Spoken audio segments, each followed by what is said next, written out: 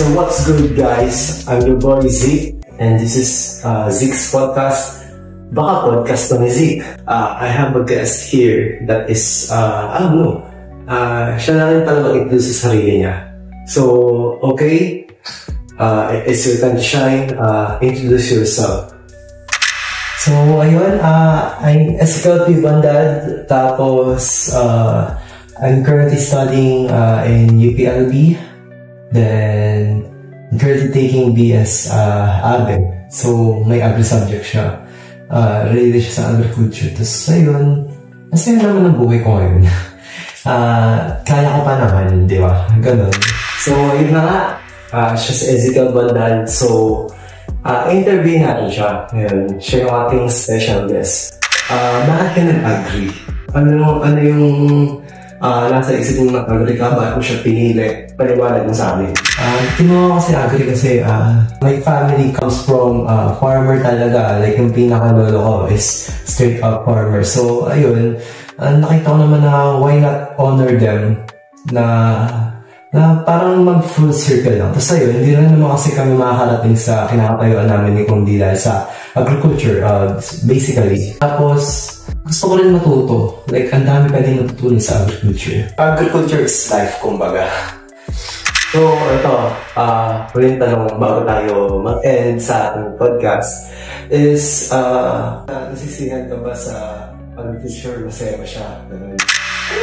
Masaya, gagi! Ay, sorry. Pero yun nga, masaya yung agriculture kasi ang dami kong pwedeng matutunan, ang dami kong pating naiisip na great ideas about regarding agriculture.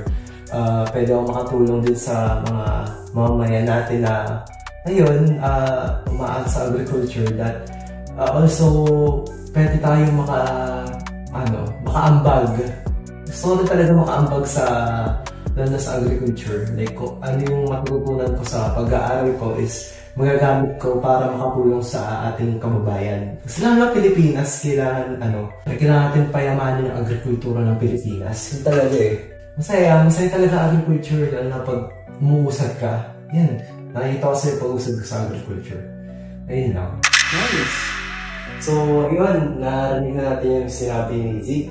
So, ayun, Zeke, may babatingin ka pa ba? Baka gusto nila, it's your time to shine again.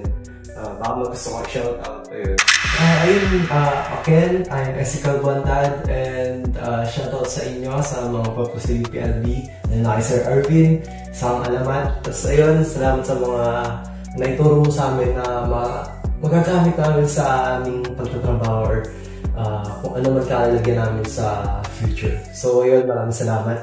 Tapos ayun, last ko is, agriculture is very fun, so you should take it and learn to love it kasi masaya talaga. Worth it. So, yun. Maraming salamat po. So, thanks again to our sponsors. So, ayun. Hanggang susunod ulit. This is your boy, Zeke, and I'm out. Peace, love, and hugs.